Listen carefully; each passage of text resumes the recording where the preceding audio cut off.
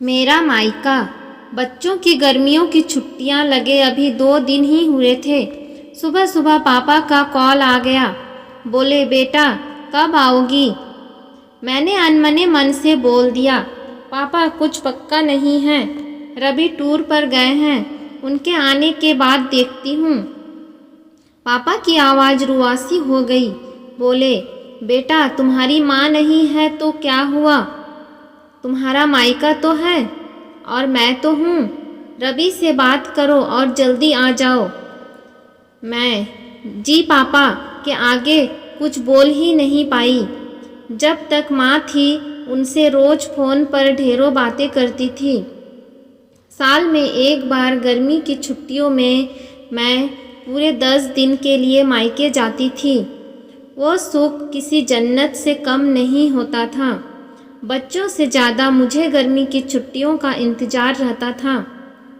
पर जब से माँ गई मेरा मायका जाने का मन ही नहीं करता। ऐसा लगता जैसे मेरा मायका ही खत्म हो गया। एक सूनापन, एक खालीपन सा मेरी जिंदगी में भर गया था। पापा एकदम शांत स्वभाव के थे और कम बोलते थे, पर सबकी ज़रूरत का पूरा ध्यान रखते थे।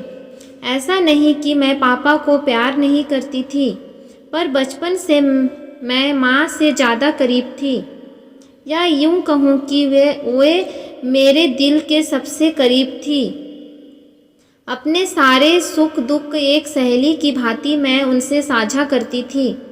आज सुबह सुबह पापा का कॉल आया तो उन्हें मना नहीं कर पाई। पापा का दिल रखने के लिए रवि से बोलकर अगले ही हफ्ते के टिकट करवा लिया और पहुंच गई मायके। जैसे ही दरवाजे पर पहुंची माँ की याद आ गई। ऐसा लगा जैसे वह अभी बाहर निकलकर मुझे गले लगा लेगी। सोच के आंखें भर आई, किंतु आज माँ की जगह पापा बाहें फैलाए मेरा इंतज़ार कर रहे थे। सालों बाद पापा को गले लगा के खूब रोई। पापा ने अपने आंसू छुपाते हुए प्यार से मेरे सर पर हाथ फेरा तो दिल थोड़ा हल्का हो गया। बहुत दिन बाद पापा को देखा, कमज़ोर लग रहे थे। वैसे तो भाई भाभी और पापा सभी मेरा बहुत ध्यान रख रहे थे। बच्चे तो अपने खेल और मस्ती में व्यस्त हो गए थे, पर ना जाने क्यों मेरी नज़रें हर पल जैसे माँ को ही ढूंढती थी। आज भी पापा पहले की तरह रोज़ खाने के बाद मेरी पसंदीदा मटका कुल्फ़ी लाना नहीं भूलते थे। भाई भी बच्चों को कभी पार्क, कभी चिड़ियाघर तो कभी बाजार घुमाने ले जाता था। भाभी भी रोज़ मुझसे पूछ कर मेरी पसंद का खाना बनाती। सब कुछ पहले की तरह ही था, बस माँ नहीं थी। इस बार मायके में मेरा दिल नहीं लग रहा था। माँ की कमी मुझे बहुत खल रही थी। रवि को कॉल करके मैंने 2 दिन बाद का टिकट करवा लिया। सबने मुझे रोकने की बहुत कोशिश की, पर मैं नहीं मानी। देखते ही देखते मेरे जाने का समय आ गया। आज की शाम की ट्रेन से मेरी घर वापसी थी।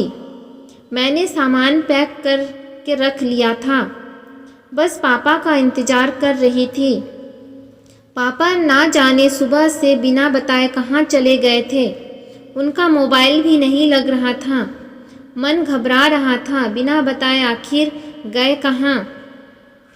इधर मेरी ट्रेन का समय भी होता जा रहा था। समझ नहीं आ रहा था कि क्या करूं। तभी पापा का कॉल आया। बोले, गुड़िया तुम लोग स्टेशन पहुंच जाओ, मैं सीधे वहीं पहुंच रहा हूं। हम लोग स्टेशन पहुंच गए। ट्रेन सही समय पर थी। पापा स्टेशन पर हमारा इंतज़ार कर रहे थे। उनके हाथ में एक बॉक्स था। उन्होंने मुझे देते हुए गले लगाया और बोले, इसे ही लेने गया था इसलिए देर हो गई, संभाल के रखो। मैंने आश्चर्यचकित होते हुए पूछा, इसमें क्या है? पापा की आंखें भर आई। अपने आंसू पोंछते हुए बोले, तुम्हारी माँ का प्यार। कुछ समझती तभी ट्रेन आ गई। हमें ट्रेन में बिठा के पापा और भाई ने विदा कर दिया। मेरी नज़रों से ओझल होने तक पापा वहीं खड़े हाथ हिलाते रहे। मैं भी एकटक ना जाने कब तक बाहर खिड़की से उन्हें लोगों को निहारती रही। तभी बेटे ने आवाज़ दी और मेरे हाथों में एक चिट्ठी थमाते हुए कहा, मम्मी, नाना जी ने ये आपके लिए दिया है। मैंने तुरंत चिट्ठी खोली। मेरी प्यारी गुड़िया रानी, सदा खुश रहो। जब तक तुम्हारी माँ थी, तुम्हारी हर छोटी बड़ी बात का ख्याल वही रखती थी। मैं जानता हूँ कि मैं तुम्हारी माँ की जगह तो नहीं ले सकता, पर उनकी कमी की पूर्ति करने की कोशिश तो कर ही सकता हूँ। आज तुम्हारी माँ होती तो हमेशा की तरह अपने हाथों से तुम्हारे लिए बड़ी पापड़ अचार बना के साथ भेजती। माँ के हाथ का तो नहीं, पर उसके स्वाद जैसा सब सामान एक दुकानदार से बनवाने की कोशिश की है। उम्मीद है तुम्हें पसंद आएगा। और हाँ बेटा, माँ नहीं है तो क्या हुआ, तुम्हारा मायका और हम तो हैं। पहले की तरह ही तुम्हारा इंतज़ार रहेगा।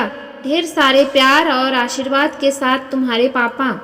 पत्र पढ़ते पढ़ते मेरी आंखों से अश्रुधारा बहने लगी।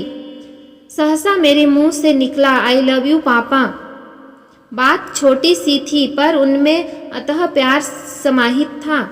यह सिर्फ मैं ही महसूस कर सकती थी। मायके से घर आए 1 महीना बीत गया था। अब पापा से रोज़ एक बार कॉल करके मम्मी की तरह घंटों बातें करती हूँ।